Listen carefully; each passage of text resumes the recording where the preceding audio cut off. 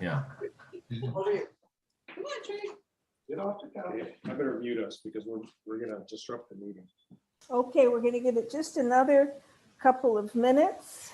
We have Giuseppe, we have several members of our team joining, which is wonderful. We have one of our wine coordinators, Denny, and I know we've got Travis, who handles our e-commerce, and we've got Mike Pfeiffer, who is the wine team leader at one of our Ann Arbor stores. And if you all can select, excuse me, speaker view, I think that would be the best option. There we go. Okay, people are still coming in. Hopefully you've been enjoying the glorious Michigan day. It's good afternoon or early evening to everyone except for Giuseppe Vajra, who should be going to bed right now, but he looks pretty spunky to me, and he's joining us at his 11 p.m. in the Piemonte. Thank you for doing that. It's such a joy. That beautiful painting behind you, is that your landscape with the Alps in the background? Yeah, this is a local artist who's actually into this sort of Japanese contemporary style. And we discovered him with my wife a while ago. We asked him a painting on the theme of Monviso, which is our most beautiful mountain, as you can see from the Langhe. Oh, it's just glorious. It's colorful enough for the children, for sure. So. And your smallest one is how old? Is 2 months and a half. And your eldest? She just turned 8. So yeah, we got 4 children. Luckily, everyone is silent so far, and so we hope for the rest of the evening. So we got some good vintages in the family, which is from 2013. Aldo is from 2014, which doesn't come with the greatest reputation, but we actually love it. Then we got Mia from 2016, and Teresa from 2020, which also is, 2021. This is yet to be discovered, but we'll knock on wood. I think even if you manage to have a poor vintage in the Piemonte, that hasn't happened in a while, your kids will have terrific wine to drink. That's definitely a great morale booster, to do your best game, thinking that you would want the children to drink some solid wines, 18 or 21 or 30 years down the road. I think solid is not doing your wines a favor.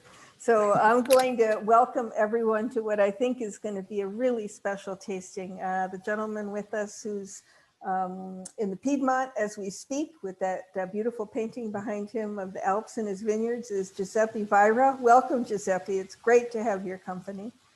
Grazie, Madeline, and buonasera a tutti. Buonasera. I didn't tell you, or maybe I did when we met. I lived in Italy for 1 year. I lived in Rome when I was 14. I went to Marymount International School, which at the time was for girls and now is coeducational. But I have since then visited the Piemonte, but I haven't visited you. So maybe I can tag team with Antoine and come visit. That would be amazing.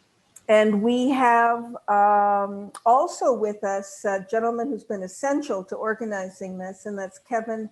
Do you say Natoli, Kevin, or Natoli? It's Natoli, but as the Giuseppe would pronounce our other Italians, it's Natali, but it's Natoli. Natoli. Yeah. And Kevin is the director of sales for North America for Vajra. So he made me feel very comfortable with knowing everything I was worried about knowing, including technical things.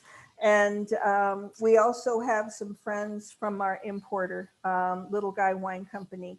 I know that Antoine is with us and possibly Elisa, but we love tasting with you folks better than almost anybody else, Antoine. So thank you for bringing the Vajra wines to us. Well, thanks. And that's not just blowing smoke. Giuseppe and Kevin, trust me, they really do like us. So Oh, we do. That's the truth. And at the moment, we've got, at the very least, the 3 wines we're going to taste tonight in all of our stores in Michigan. That's 2 in the Bloomfields and 2 in Ann Arbor. We also have a Chicago contingent on tonight, lest I forget to welcome them as well. And I believe they were not able to get the Rosso, Giuseppe, but they do have the Barolo and the Dragon White. So they're joining us as well. So we are multi-state and international. Before I hand it over to Giuseppe and to Kevin, just a couple of little pieces of housekeeping. You know, select speaker view if you'd like to see Giuseppe speak.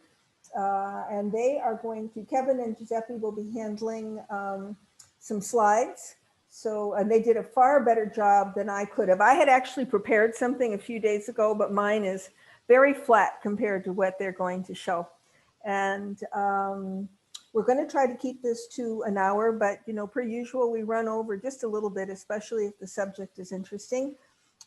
Giuseppe evidently loves questions, so I'm going to unbridle my pesky little self. And we already decided before you came in that we're Greek and Italian respectively, so we're used to talking over each other. And you are currently, everyone is muted. I don't hear any doggies or children in the background, but if you feel like asking a question and you have had enough wine that you're not shy, by all means, unmute yourself if we take a breath. And if not, we'll ask you to do so at the end. What else? We're going to taste all 3 wines, but you know, per usual with our tastings, if you have 1 or all 3 or none, you know, please feel free to enjoy what you have in your glass right now. And we are going to address the Dragon Bianco, the Langhe Rosso, and the Albe Barolo in that order. And I don't think there's anything else housekeeping wise to talk about, but I will tell you a little bit from my heart that there are some wineries, some producers, and I refer to their selections as eeny meeny. And what I mean by that if I want to select a wine of theirs, I just go eeny meeny miny mo. It doesn't matter what wine I pick. I know that I'm going to get wines that make me sit up and go, ah. And when our team, thanks to Little Guy, was able to taste, I think you brought us 11 wines, Antoine. We tasted through all the wines, and I just looked at my notes today, and I had made the comment, the quality of fruit is sensational. And that went for everything. You know, you can tell that when you put your nose in the glass.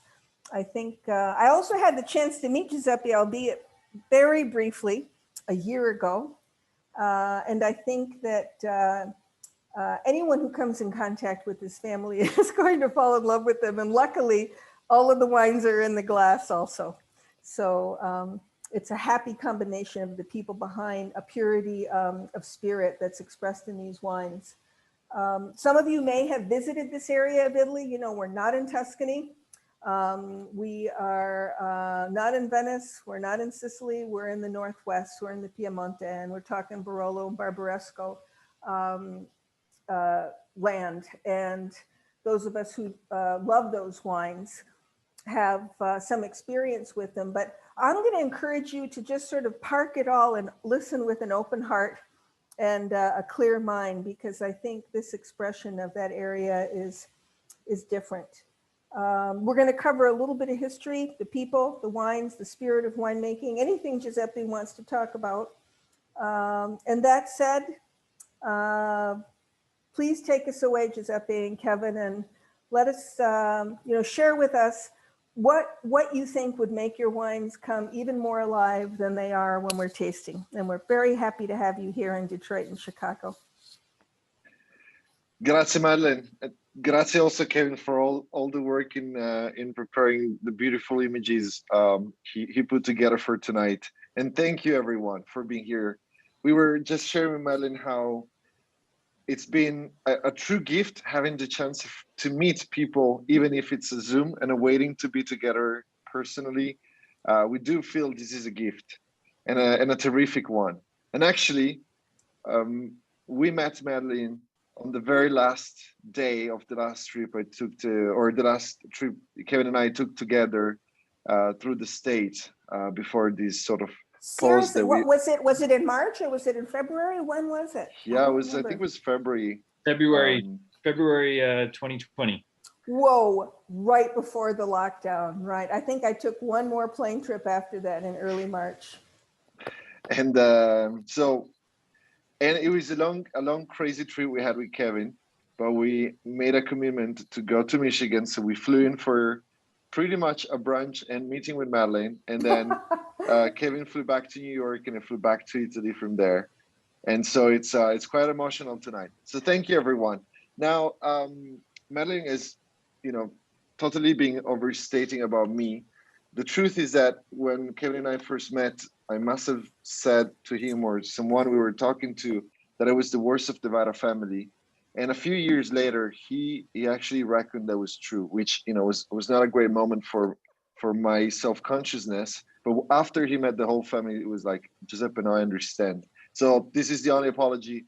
If you can get okay with me, you'll love the whole family. No, your whole family I actually am going to encourage everyone to go to their website. I did this a couple of days ago, and there's several videos with the whole family talking, not to mention some of the growers and some people from the village. It's just wonderful to listen to. And I utterly forgot to mention to everyone that you're going to cover it, but you're one of 3 siblings. You got admitted to medical school and business school.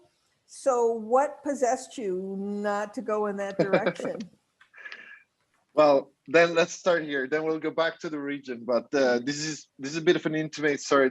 I don't always say, but I actually love sharing because I feel this is eventually the reason why I love our work. So you have to imagine I grew up as the child of a couple who was in farming and winemaking. Our parents didn't choose. Here we go. These are Aldo and Milena. These are our parents. Wow. Aldo and is it Milena or Milena? Milena, yes. Milena. I-E. Boy, she's beautiful. So they didn't choose. They chose to become farmers and winemakers.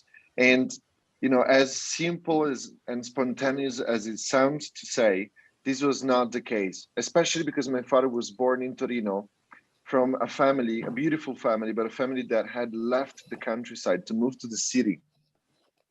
My grandfather stood up against fascism during World War II. Long story short, he got in clear trouble. In troubles, he was luckily very young. And people who stood for democracy and liberty at the end of the war were sort of called on duty. He was very young. He was very much in love with my grandmother. He got this job offer from the army. He was a civilian, but working at the army hospital in Torino, where we had sort of a big headquarters. And it was a no-brainer to accept the job offer so that he could run to my grandmother, propose to her, the two get married, move to the big city, the capital of our region, and started a family out there. And it's also, I believe, for them, maybe not admittedly, but it was also the dream and the chance to offer their family, their children, better perspectives. In fact, many people from our village and neighboring villages got helped and sort of settled by my own grandparents as they tried to move to Torino. So, you move there and you have all these hopes that your children will have a nice career, a nice life in the city. And you can imagine the state of mind when my father, being a 15-year-old, fairly rebellious kid, he was actually being caught demonstrating against the war and sort of in those early hippie days of 1968, sent back to the farm to spend the summer out of troubles. But, there was definitely no other ambition than keeping him away from the city for a few months and keeping him away from troubles. And then he comes back and tells his parents, voglio fare il contadino. I want to be a farmer. I always said this. Oh boy. I feel like, maybe I'm wrong, but I felt like as if my grandmother, who was the most charming, sweet granny you can imagine, but I almost think she almost fainted that day when my dad announced he wanted to be a farmer, because they surely didn't want a rebellious hippie kid. But I think, it was even a more dreadful perspective to have a child going back to farming. So I shared these not to make it a dramatic story, but because it was a lot of not just passion and love, but also personality into choosing to go back to farming in a time when people were actually running away. We had a sort of can you say glaciation? Oh, it was frozen, right? Like we had like about a decade between the 60s and the 70s, a decade worth of very cold vintages. And we had like 7 or 8 years where the crop was devastated by hailstorms and just bad weather. So he was not joining this at a good time, because your first vintage was like in what, 73 or something 72. like that? Yeah. Exactly. So he was actually going exactly the opposite route from everyone else. And so going back to why medical school, so for our parents was a choice, and not even the easiest choice. My mom comes from a background of farming, but my grandfather on my mom's side was actually quite a champion of raising this beautiful local breed of veals called Piemontese, Fassona Piemontese, which is just beautiful animals. And when we were children, we would go to his house and just be mind blown by all the little trophies up there in the kitchen. And these were all little trophies you would get by raising the most beautiful, healthy veals. And when she moved to marry my dad and moved to the hills, that again was not exactly a favored move, because back in the 60s and 70s, farming in the plains was somewhat of a wealthier life than the hillsides, which were just extremely poor and hard. So they chose their life and they let us free. And this is a gift I think is priceless. I believe one of the main reasons why my siblings and I all joined the family is because we were let free. This is my sister Francesca. She is the delightful real ambassador of Vajra, looking after the domestic market and the hospitality. And a killer taster, I understand. Yes, indeed. A super talented taster. So whenever we can, we sort of steal her and drag her into the tasting panels when we do barrel tastings. And then I got a brother, Isidoro, who's the younger of the bunch, and he's the vineyard manager. I always joke that I was the first trial, so there was a lot of things that got fixed with French and Easy. So you trumped up to your father at one point and said, "I want to be a farmer." Were you quoting your grandfather? They never no, they never told us we had to. I had friends from childhood whose parents would give them tractors and sort of have this very imposing passion on farming. That was not the case in our family. We were free to dream. There was only one condition. Our parents told us, whatever you'll choose, we would like you to be passionate. We would like you to do your best and not be mediocre. And that's how I dreamt many different things in my childhood, Madeleine. And eventually the crossroad was either to become a heart surgeon or to work with the winery. I planted the first vineyard. I was 15, not really my choice, but apparently I was playing too much soccer during the summer holidays. And one night, my parents announced me, tomorrow you got to be up at 5 and ready to go to the vineyards. And that was sort of my inception into farming. And so I grew from the age of 15 to 18, like more and more into this life, not because they wanted me there, but they definitely thought, I could make a better use of my free time. And I started to go to tastings and just meet wine people, and I loved it. So long story short, it was either to be a doctor or to make wine. And on the last night before I had to make up my mind, I asked my father, "Papa, what is the social purpose of our job?" And it was an absolute. I can't wait to hear his answer. What did he say? Well, listen. First of all, it was a moment of silence, which I could not expect from my dad. He's a very thoughtful, profound man, and he loves to share his thoughts. And to look at him being silent, it was quite unforgettable. Many years later, he admitted he didn't have an answer ready. He chose farming because he felt in love for it. It was very immediate. It was very instinctive. So I had to think through, and eventually the first thing he replied was like, Giuseppe, if you would like to save lives, go for medical school, because this is not what we do with wine. But then he got inspired while talking of a beautiful painting our family has in the family house, and pointed out to that painting and said, but look at that. We don't need it to live. So as we don't need opera or poetry or literature or a beautiful day or a beautiful sunset to live. But what would be life without beauty?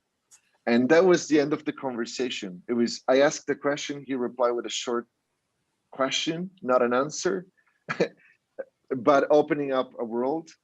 Went to sleep, still undecided, got awake the next morning, still undecided, started to drive towards Torino, still undecided, but it was the last day, so I had to drive to Torino and I had to sign in something.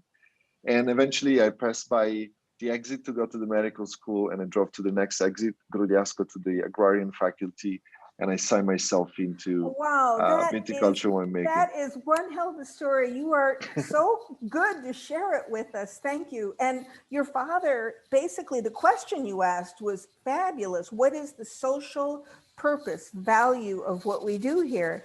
And he told you beauty that is fulfilling, correct? But you followed your heart, and here you are, and you are not an unhappy man. Is this the vineyard team?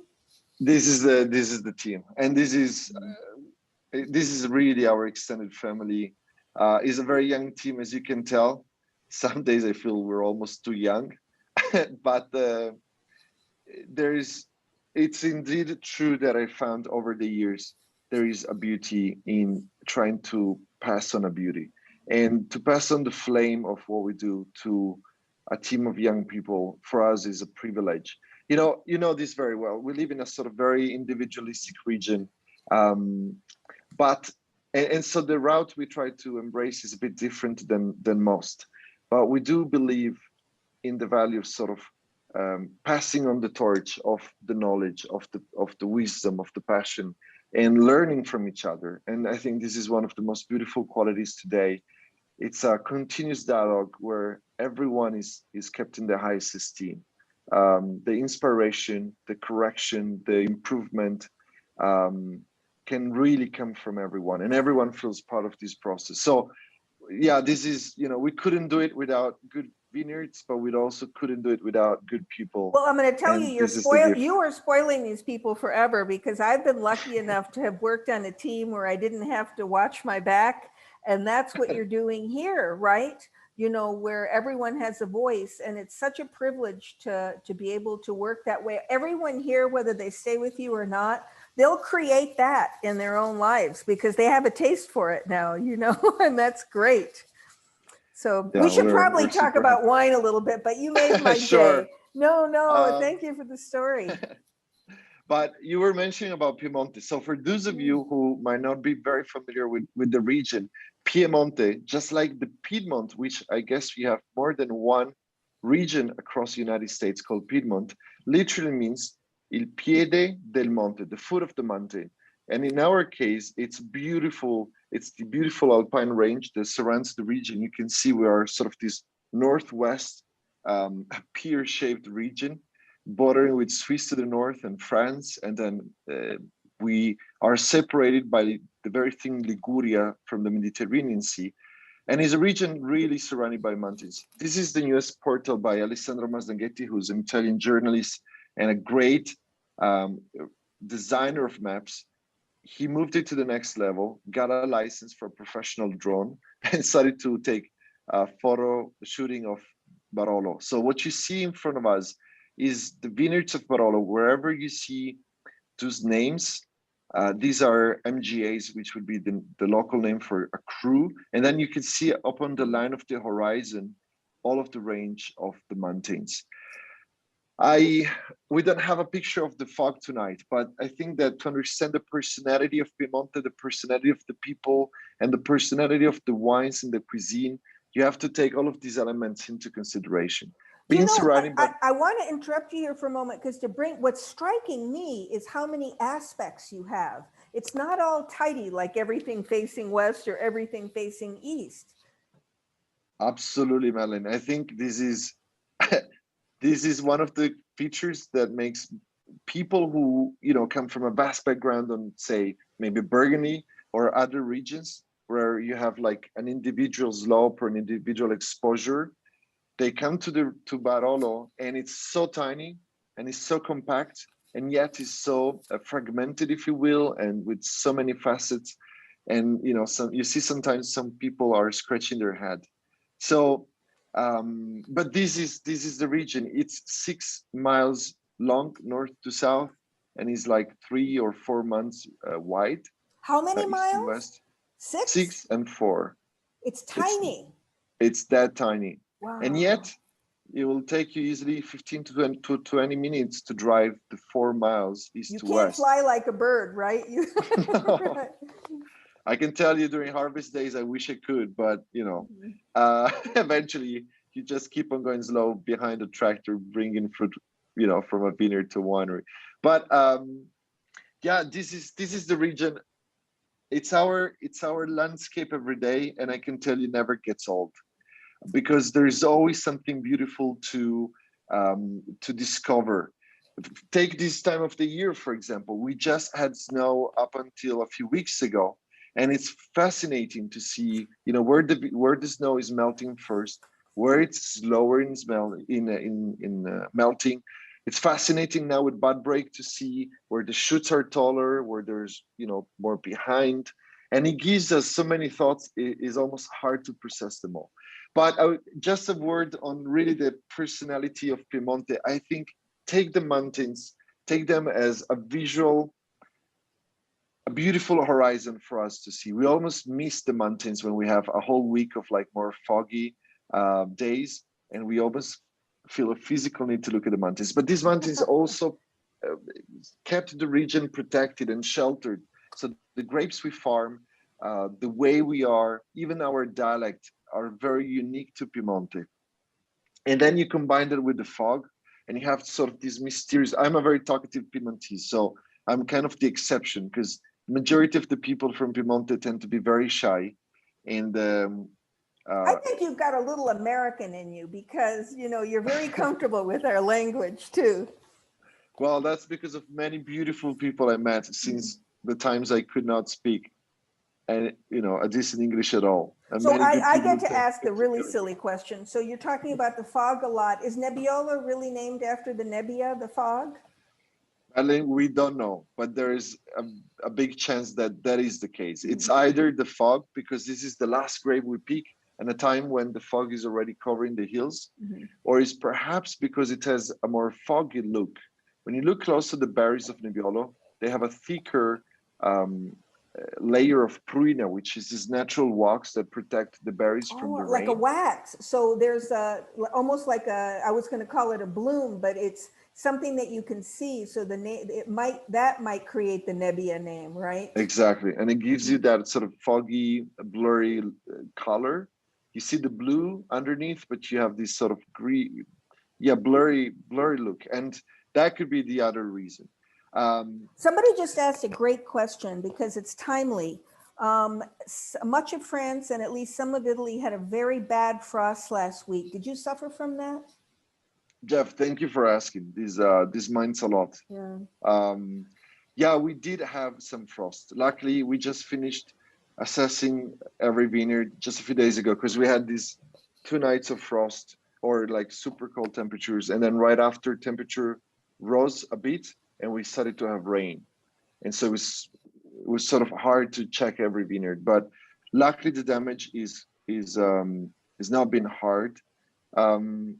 We tend to farm high elevation vineyards, and high elevation vineyards tend to be better sheltered, because the frost happens. How high are you? Because you're like what? You're over 1,000 feet, correct? Over 300 meters?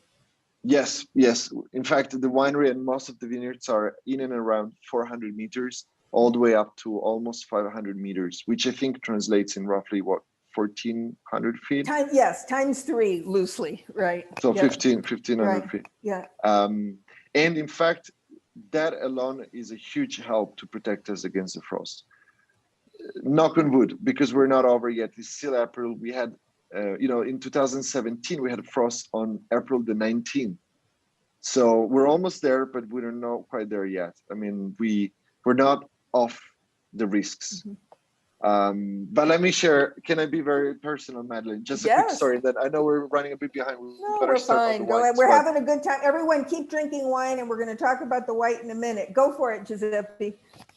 No, this is something that I think is something that makes me a bit emotional, because I really, in thinking about myself as being a father, I really hope to pass this on to my children. I remember when I was a child and we had hailstorms, which is another big reality of Piemonte. If you wonder why, it's changed a whole lot in the past 20 years. But if you look back to the 90s or 80s or 70s, how many great vintages did you have per decade? It was maybe only 2 or 3 vintages. And, you know, it was about these hailstorms mostly, and sometimes early snow or sometimes late frost. And I remember as a child going to my dad after hailstorms, I always asked him, you know, how bad it is. And he clearly, you know, I remember him sort of never being upset and never being angry or never swearing. Sometimes you could tell he was hurt, and it was hurting and it was painful for him.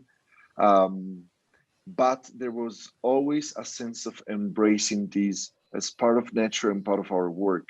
And in fact, 2 days ago over lunchtime, we got these crazy lunches, which I'm sure every family sociologist would not encourage you to have, because we gather for lunch and then it's a big, it looks like a bit of a board meeting, and then, you know, you're talking family and then back to work, and it's crazy. So it's not exactly a model of life for anyone, but nonetheless, we had one of the most engaging and beautiful conversation in a while, talking exactly about the frost. I was already there mumbling about, okay, what can we do about, you know, protecting ourselves even better against frost as we go forward? And my dad was like, yeah, but we gotta admit, we gotta recognize this is the beauty of nature. And it just gave me peace. Gave me peace, because it's not about not trying our best and understanding from nature and understanding from what happens. But once again, it reminded me. I mean, he accepted it. He wasn't fighting it. He wasn't. That's an amazingly wise man, right? So this is what I hope to learn and pass on to the children as I hopefully get wiser. Hopefully, but. All right, Madeline, shall we introduce the first wine tonight? Oh yes, let's talk about the Dragon Bianco and who this handsome couple is, because on the label it says, it doesn't say Vajra, right? It says Luigi. Do you pronounce it Baudana? Perfect. Yeah. In fact, we signed Vajra, but it's very tiny at the bottom of the label. And let's start with these people. These are 2 of the most authentic Piedmontese guys you'll encounter. In fact, don't play cards against Luigi, because you never understand what he got in his hands. Husband and wife in Serralunga d'Alba. Ferine is about to turn 65 in 3 days on the 19th. Luigi is 5 years older. They did a very unusual choice for the region, because people tend to never retire, and especially in farming, you keep on working, you know, up until you're 80, 85 years old. But in 2008, Luigi needed to take a pause. He needed a hip surgery. And since they had no children to take over the estate, they started to wonder about, you know, passing the torch. I make these silly jokes, so forgive me for, you know, maybe what I know from American movies and comedies doesn't really reflect the reality. But I always had this image from those silly comedies depicting the prom at the end of high school days, where everyone was in anxiety about, you know, who am I going to date to the prom? And then there's all this chase of dreams of like, I wish I can, you know, I can invite the girl. I wish I can be invited by the boy to go to the prom. So it was like a bit of that dance for Luigi, because when the rumor spread that they were considering retiring, all in a sudden they got more dinner invitation and more invitations for coffees out in a couple of months that they had for the previous 2 or 3 years. So everyone wanted to buy their property, correct? Everyone in the village, every mediatore, which is his dark gray figures that sort of tried to combine, offer and demand of land. Everyone was inviting them out, to the point it became very uncomfortable, and Luigi and Farina stood back. And they were talking to a dear friend of them, and the guy said, "What did you talk to the Vajras?" And that's how the story started. Let me just share a little detail. The first dinner we had together, the first encounter, Luigi was so secretive that he chose to go on a Monday night on a restaurant across the river in Roero, which is a beautiful, more sandy region across north from Barolo, across the river. It's only 25 minutes drive. So none of the locals would be there, right? Very much the case. And so we just decided to play along, sort of, we totally embraced the idea to be sort of flying under the radar. So we would steal my sister's car, who was a very anonymous Fiat Punto, blue color, like the best-selling car model in Italy. And and we would go and visit the vineyards and barrel taste with Luigi and Farina with that car, because every family has a Punto. So no one would, even bother. So it was totally sotto voce. Nobody knew what was going on, that the Vajras were talking to the Baudanas. This is a very humble winery. Yeah. I call it a garage, because in fact, it's almost an embarrassing cellar tour to offer. It takes longer to open the gate and the doors of Baudana than actually walking through the cellar. It's only 2 rooms. There is a vinification room, and then there's an aging under the vaults of the Baudana's family home. And here he goes. This is it. Grazie, Kevin. Yes. Hey, all the magic of these pictures and things is all Kevin. Thank you for always being on it. Now, are you, as winemaker for Vajra with your father, making the wines here now? Yes. In fact, the first vintage I spent there was 2008, but I would go only after dark, only after sunset. I was working in our winery at Vajra up until 7, 8 p.m. and then driving to Baudana, help them out in the last part of the day, and then go back for a late dinner. But long story short, and this is why we kept the name Luigi Baudana on the label, in the process of meeting each other, talking, barrel tasting, walking vineyards, not just we felt in love for the vineyards, but we felt something really special for Luigi and Farina. Maybe it was a sympathy and a deep respect for all the sacrifices that every farmer does. Maybe it was the sympathy for the fact that their story goes so much back. It's a very humble story, right? It's not like those noble families that know exactly the year and 10 generations of names. They don't know much of their past, but what we can tell you about their past is that Baudana is the name of the family. The hamlet, the village where we are, is called Località Baudana, and one of the most historical MGAs of Serralunga is called Baudana. So their connection goes back so long. Now, and sorry, Madeleine, just to wrap it. No, please, go ahead. No. My apologies for making it a long story, but to wrap it, that's what we offer them. Instead of just being the new owners, we offer to be the guardians of their story. And that's why we keep operating their cellar, and we keep holding the name and the label of Luigi on our wines. Do you talk to them? I'm sorry? Do you talk to them? Do you have conversations with them? Yeah. In fact, just earlier today, my sister was on the phone, and imagine them as a bit of the gift of having 2 more grandparents, if you will. And it's a very respectful, very gentle relationship. We could do everything in freedom, but we still love whenever we want to make a change to first call Luigi and meet and talk and share with him and listen to his advices. And he's been just absolutely awesome in like supporting and encouraging and letting us embrace the visions and the ideas we had. But we feel it's a beautiful part of the process, not doing it alone, but sharing it. So is this dragon wine your idea or his idea? Because it started by his idea. In fact, the bulk of this wine is older vines of Chardonnay and Sauvignon that Luigi planted back in the 80s. And in fact, he used to call it as a Langhe Chardonnay. The Sauvignon back in those days, representing about 15% of the blend, you could still keep the name of Chard.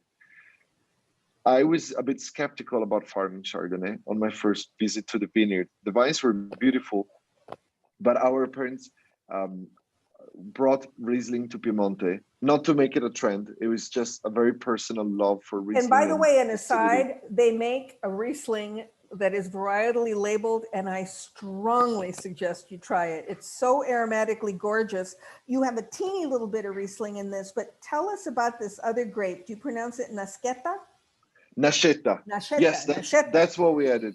Because then we realized I had to change my mind. I was a bit maybe pretentious or cocky back in my 20s, and it took me a moment, but all in a sudden, walking the vineyard one day, I realized that the true treasure of that vineyard was the age. Those old vines, you cannot just rip them out and think to have old vines again. You know, it takes obviously 20, 30, 40 years. So that's why we held on to these vines. We were planting Nascetta. Nascetta is the phoenix of Piedmontese grapes. It's actually the only native heirloom white variety of the Barolo region. I had to look it up. I mean, I had never even heard of it. I mean, I truly, and those of you who are tasting it, by the way, it is so charming. If you gave this to me blind, I wouldn't even try to figure out what grape varieties were in it. All I can tell you is that it smells like a flower garden, and it tastes a little salty, which is, Yep. I love that savory aspect of this wine. It definitely makes you want to eat. Grazie, Melon. Yeah, and this is the blend. So all vines of Chardonnay and Sauvignon, the Nascetta from Novello, and a little splash of Riesling. My father was very pissed off with me because we were a few days out from bottling the first vintage, the 2009 Dragon, and I felt we would have used a little more freshness, a little more acidity, and the most natural, the approach that had the most integrity on one aspect was to go and steal some buckets of Riesling from my father. I know there was a bit of a thing in the bit, but in terms of winemaking, there was nothing better than doing that. And he was quite upset when he discovered that, you know, some tens of liters were missing, but the result was good, and it sort of became a tradition. So there's a little splash, no more than 5% of the blend is Riesling. It's really, really delicious and very charming. And by the way, I never talk about, we never talk price points on these, but I have to tell you, all of your wines are such spectacular. They way over deliver in their price points. And thank you for that. We don't often get to say that about wines that we're excited about, but these are all accessible. You know, we should probably pivot and talk a little bit about red wine. Can I push us to do that? Absolutely. Just a word on the Dragon as we move forward to the reds. I'm sorry for whoever might be a fanatic of Game of Thrones. It was not because of that. It's called Dragon, and the dragon on the label was designed by Gianni Gallo, who was the greatest local label artist and painter.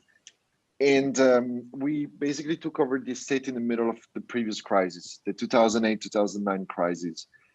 We took over Baudana, then the crisis really hit Italy hard, and Gianni saw that my siblings and I were scared because we were sort of the forefront of this project, and he came up with this idea of a dragon to encourage us. He said, "Guys, this is life. Sometimes dragons are brave, correct?" Yes. Yeah, and you have to pick up the fight and embrace it. And it was more than a label; it was a lesson. It was an encouragement. So just to explain why such an exotic label and name. And now we know, Game of Thrones fans that we are, that in Italian we say we say dragon, not dragone, right? Just dragon. Yeah, well, you can say drago or dragone, Dragon. but we just felt that we just felt dragon was sounding better. Yeah. So what are we looking at here, Giuseppe? We're looking at one of our vineyards the day we're picking. I would like to point out to a couple of aspects. One, which is not yet about varieties, but is those little baskets over there. Those little baskets are becoming rare in Piemonte, even in top regions, in unlucky regions as Piemonte is. We see more and more gray beans, large fruit beans being used for picking. And it's clear why it's so much more efficient and less labor intensive. and there's plenty of reasons. But there is one objection we have to that system, and the objection is that when you're bringing flowers to the person you love, if you pass by the florist, or I think a plum market, because I remember beautiful flowers on the way Yes. back home, you don't just buy the flowers and then throw them in the trunk of the car. Those flowers are an act of love per se, are a message of love, and you're gonna treat it as such. So you put them in the car as gently as possible. You make sure they don't fall off the seat. You just have a certain care. And these little red baskets are a bit of our message of love for the grapes. It takes so much more work, and we really don't know if 20 years from now they'll still be feasible. But we do know in terms of viable in terms of labor conditions and everything. But we do know that not just us, but our whole team loves using them. The reasons why we love them is that clearly there's less Pressure, less weight, right, less pressure on the fruit. Also, they have all these holes on the sides, which means that the fruit remains windy, or there's wind going through. The fruit remains dry, aerated, right? Aerated. Thank you. So it's such a better way to carry the fruit back to the farm. We have 3 grapes, as many of you will know. We have 3 major varieties in Piemonte. And I'm going to speak about them in just a second, but I love that Kevin pointed out to this picture. We're bringing you into the secrets of winemaking here. This actually is a picture that is an ancient technique we don't do on the Langhe Rosso, but it's what we do on the Barolos, and it's called Cappello Sommerso. But to explain this technique, let me do a quick step back just to say the secret, in our opinion, is time, waiting. Just like with your friends, the longer you know each other, the better it is. If it is a real friendship, if it's one of these fundamental friendships for life, you love to take trips together, you love to share meals together, because the time you spend is a time of exchange. Now, I don't want to make it too poetic of a metaphor, but this exchange is what we need between the pomas, like the skins of the fruit, and the juice. If we want the wine to really carry the personality of the fruit, we need long macerations. This is true across all of the wines we make, but especially so on the Barolos. So this short look, video, everyone, this is live. represents a Cappello Sommerso, which is a technique in which, towards the end of the fermentation, we flood a tank. We put those oak staves on top, so to hold the fruit underneath, and then we flood the tank. We fill it with juice coming from the same vineyard, from clearly another fermentation, but of the same fruit, of the same vineyard. By doing so, we are able to submerge all the fruit, protect it from oxidation, and extend the maceration even farther. This is a super traditional technique. We love it. We use it across multiple grapes. Not so much so on the Rosso, which is a wine where we want to sort of have a bit more of a lighter and joyful approach. But I think it's a bit of a backstage detail to explain something about our winemaking. We love these extended macerations. So you're extracting gently, but intentionally, yes, for a long time. And everyone, the barrels are not small, new French oak barrels, correct? Are these Slovenian? These are Slovenian, large casks. They are, I'm sorry, I'm very bad with feet, but they are certainly taller than a tall person. And in fact, these are 50 hectoliter casks. Why do we use the barrels? I hope not to offend anyone by using this metaphor. It just came to me the other day. I was talking to a visitor at the winery, and I don't know why. I think it was a bit of a special day. So I really hope you won't take it the wrong way, but it was the day when of the passing of Prince Philip in the UK, and I felt that I used this image that wine is the queen, and we would like the oak to accompany the wine but never prevail. And because of the high elevation of our vineyards and the the high elevation of the vineyard and the finesse of the wines we try to produce and of our grapes. We're trying to accompany the wine, but never step aside or in front of it. And that's why we prefer Slavonian casks, because they provide this more gentle company to the wine itself. All right. Is there any wood at all on the Langhe Rosso that we're drinking in this one, or is it all stainless steel? There's some neutral oak on this, right? Correct. There's a tiny amount of it, but it is more neutral, and it is never more than 5 to 10%. And in the case of the Rosso, this is a blend of our young vineyards, mostly the 3 leading grapes of Piemonte, which is Nebbiolo, Barbera, Dolcetto. Sorry, I'm going to be a little Italian here and use my hands. So go for it. It's about time. Yeah. My right hand will be the acidity level of the grapes. Of course, we're simplifying. The left hand will be the tannins level. And we got 3 grapes which are totally different. So we got Dolcetto, which is like here. The first grape we're blending into the Rosso Dolcetto is a very low acidity, although the wine tastes a little tart and very fresh, but they tend to have lower acidity, a slightly higher pH than most varieties, and they tend to have quite a bit of tannins. Then we get Barbera, and Barbera is exactly the opposite. Barbera is a grape led by acidity, higher total acidities and lower pHs, and it has very little tannins. And then we get Nebbiolo, which is like both, right? Both. In fact, I mean, if you're here, it means that you give some credit to Piemontese wines. But if someone was coming from a background of like super fruity, super juicy wines, and all in a sudden was to taste the first Piemontese very young Barbera or Barolo, it could almost feel like walking to a house for the first time. You get an invitation from your new neighbor, walk to his house for a party or, to meet each other. You open the door, and the first thing that you see is a big barking dog running your way.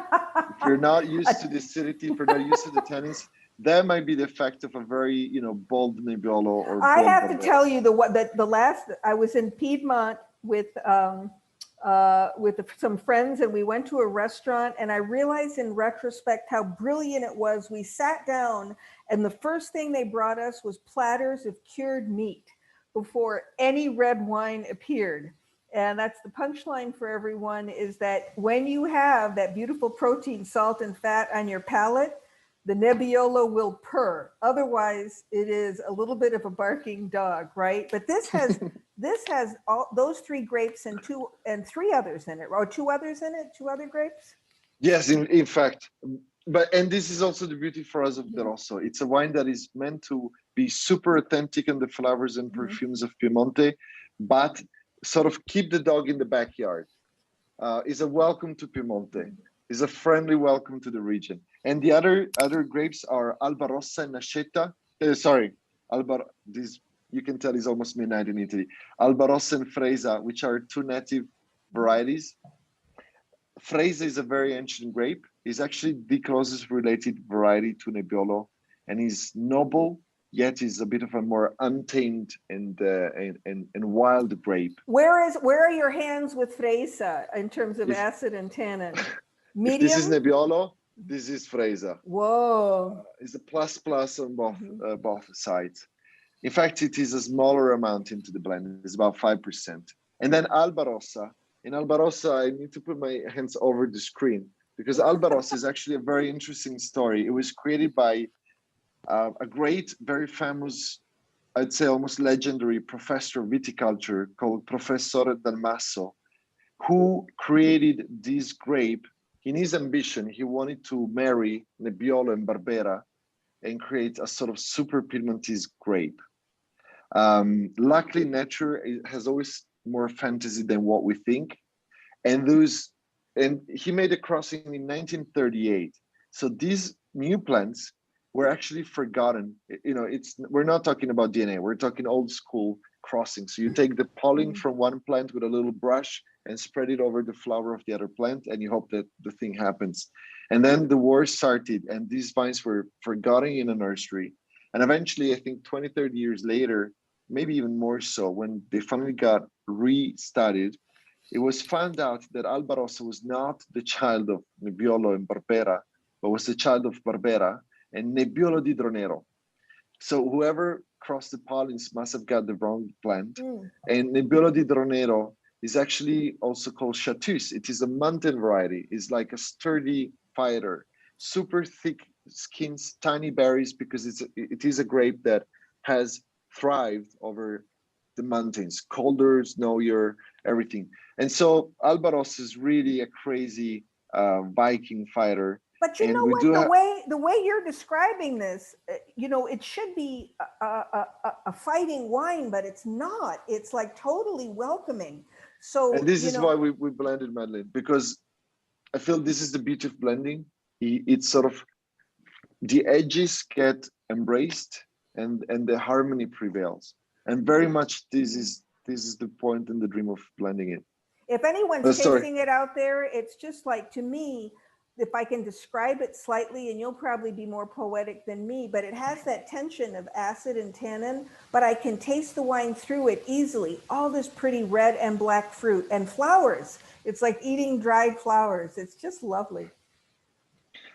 It's yeah, it is a wine that I must admit, when I was 18, 19, I didn't have the same respect that I have for the Rosso as I have today, because I was definitely a bit more silly, you can say. And, you know, I was of the opinion that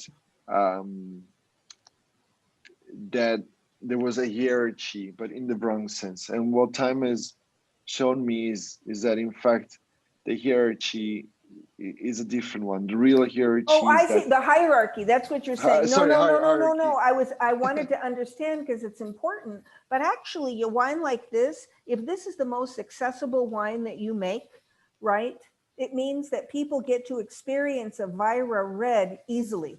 And what could be better than that? Indeed.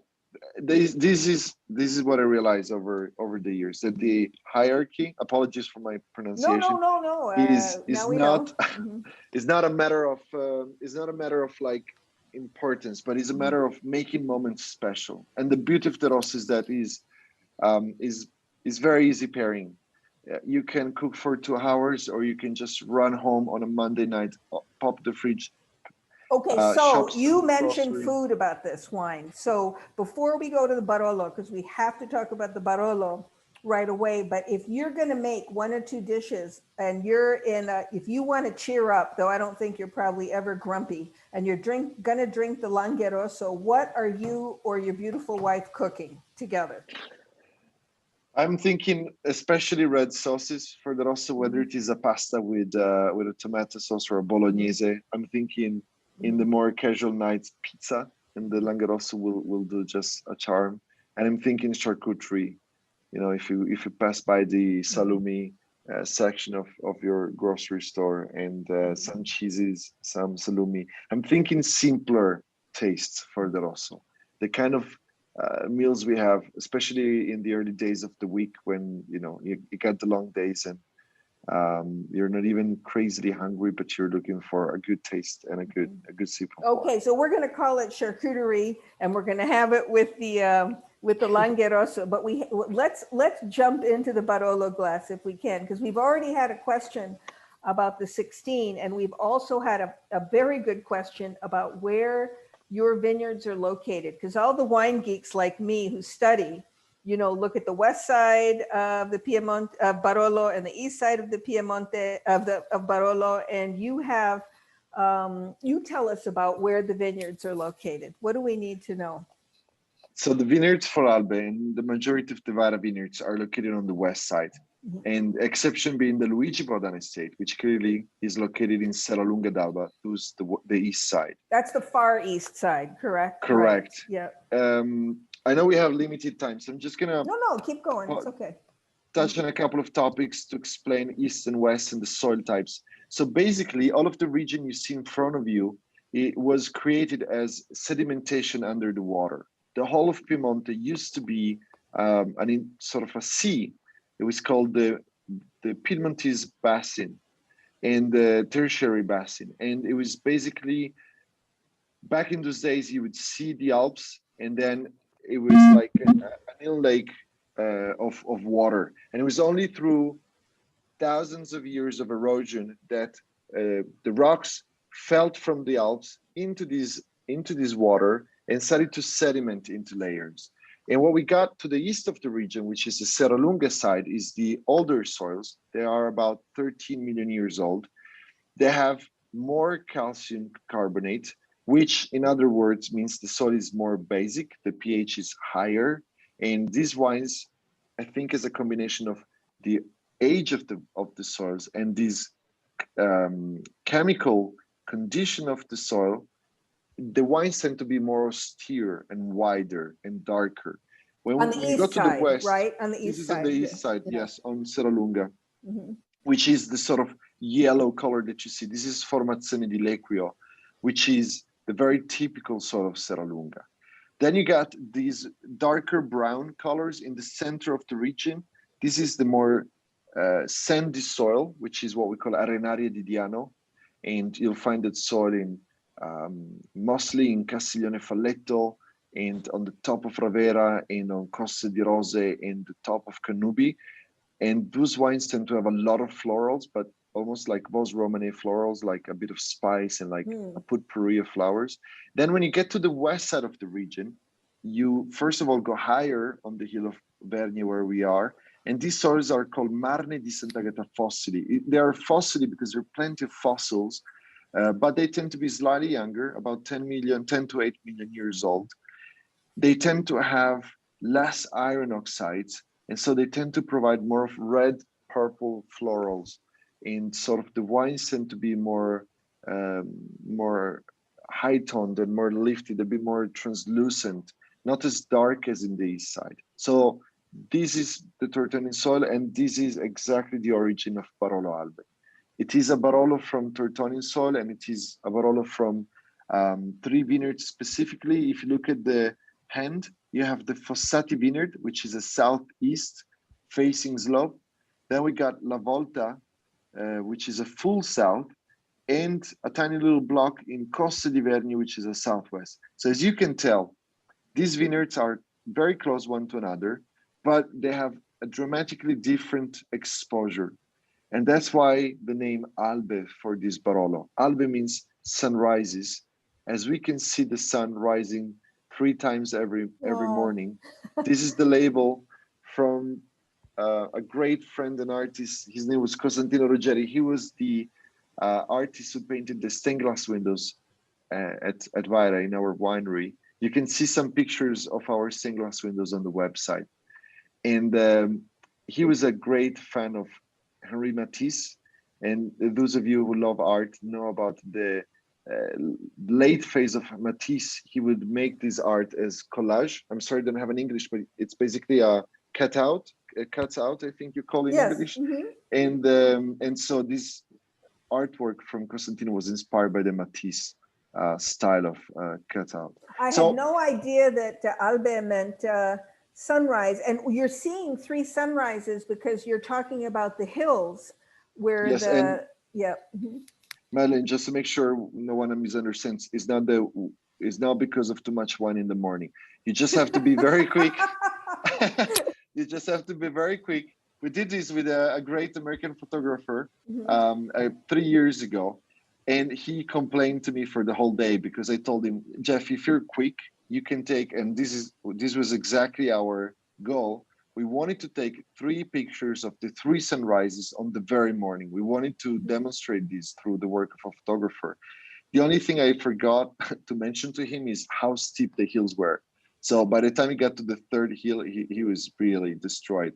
But as long as you're quick, you go to Fossati that you see right here on this image is these blue blocks is our property. You go up there, it's very tall. And you take the first shot because you're the highest and you're looking east. And then you quickly drive to La Volta. It's like 3 minutes by car. And here we are, slightly lower on the hill, full south orientation. So you really have 10 minutes to get your camera ready and see the sun breaking the line of the horizon again. And then you have a little more time, but a much steeper slope to climb to get to Costa di Vergne.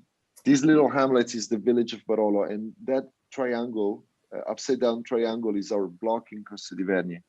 But the drone doesn't show you how steep that slope is. You know what's interesting to me is that we've been seduced by the whole concept of single vineyard, or as you would say in France or in the Piedmont, cru. But this is a very noble wine that's made of a blend of 3 vineyard sites, but we're still talking small plots that are very much related to each other. And I've got to say, I'm sitting here playing with it, and I poured it about an hour and a half ago. And it is one of the more generous, welcoming Barolos I've ever had. And I don't mean lesser. It has plenty of dark fruit. There's tannic grip, but I can taste the wine through it. And it's all about like dark flowers, like you said. You know, it's not pretty lifted rose petals. It's almost like a potpourri of lavender and violets. And on the palate, it's dusty earth. And you know, there's a little bit of wood in there, but it's definitely background. It's just the salt, just enough to make the wine come alive. It's positively round, Giuseppe, and balanced, even in its youth. Is that the 16 vintage, or is it just the character of Albe? I think it's a few elements. I think it is indeed 16 vintage being a terrific vintage. It couldn't but help. I think it is the Tortonian soil we were describing. I think it is the character of the blend. I love that you pointed out to this difference between the crus and the blends. When you look back to the history of Piemonte, the oldest bottle that is stored in the castle of Barolo is a bottle of a single vineyard. It didn't even write Barolo on the label. It just wrote Canubi, which was, and still is the name of the vineyard. A very famous vineyard, yes. Correct. So, you know, we had single vineyards forever. But yet, when you look at the greatest Barolos made between the 1950s and the 1970s, pretty much, they tended to be blends. And when you look at the sort of super traditional producers, which we call the masters of tradition, such as Bartolo Mascarello, his father Giulio, or a less well-known name that is Franco Fiorina, who was a great winemaker of his own days, they made wines that to me are just simply moving by blending vineyards. So definitely that roundness that you pointed out, Madeline, I think it was the wisdom of these winemakers, of this master. It was the wisdom of why they blended vineyards, even if they they owned, or they could access fruit from some of the greatest crus, they still would want to blend it together to achieve a superior harmony. And eventually, last detail, and maybe the smallest, but there's also a bit of our own dream for Barolo. I remember when I was 18, 19 years old, oftentimes to go to a Barolo tasting was a bit like a bodybuilding show. It felt like there was a race among the winemakers who's, you know, popping up the biggest biceps in the room.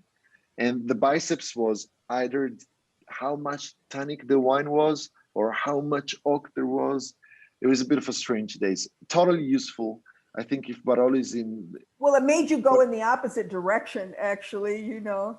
I know, but I feel we should always be grateful, because those days were very useful to understand a whole lot of things. But nonetheless, our parents first, and then, you know, sharing with us, with the children and all the team, we always believed that tannins are a big component of Barolo, but tannins should never prevail.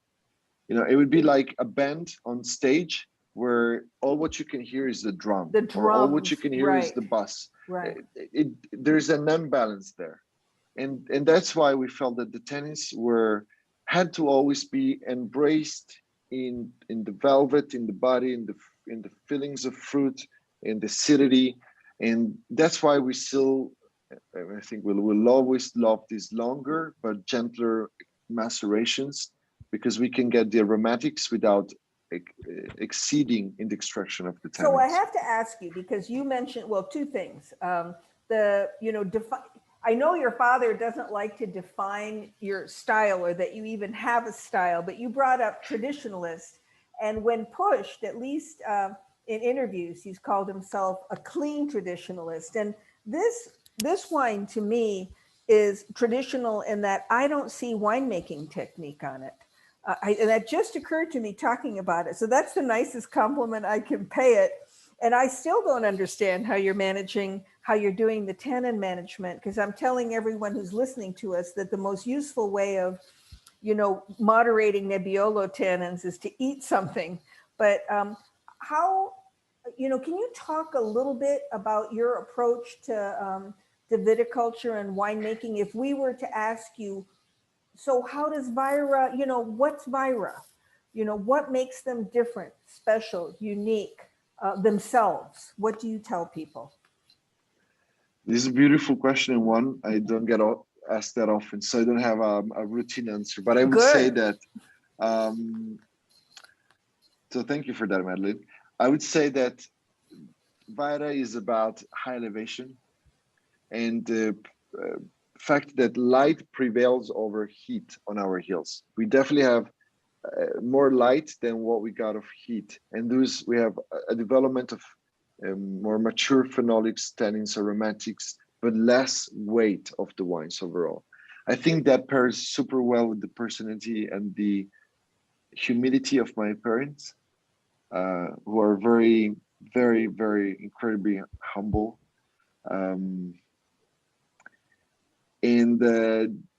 It's the same reason why whenever we interview someone new for the team, the first value we share, the first thing we ask is respect. Respect that starts with the people, then respect for the environment. We had the first organic farming back in 1971. Oh, that's right. I forgot about it. Your father was involved in the first organic He was actually number 3, but he was the first vineyard because the other 2 farms were a hazelnut farm and a cereal farm. And then, I think pioneering days, but we always feel that there cannot be respect for the environment without a respect for the people. The things go hand in hand. And I think this is us. It's hard for me to define how that goes into the winemaking. What is the exact relationship? I would say I don't think you're imposing an idea. Correct me if I'm wrong. You don't seem to be imposing anything.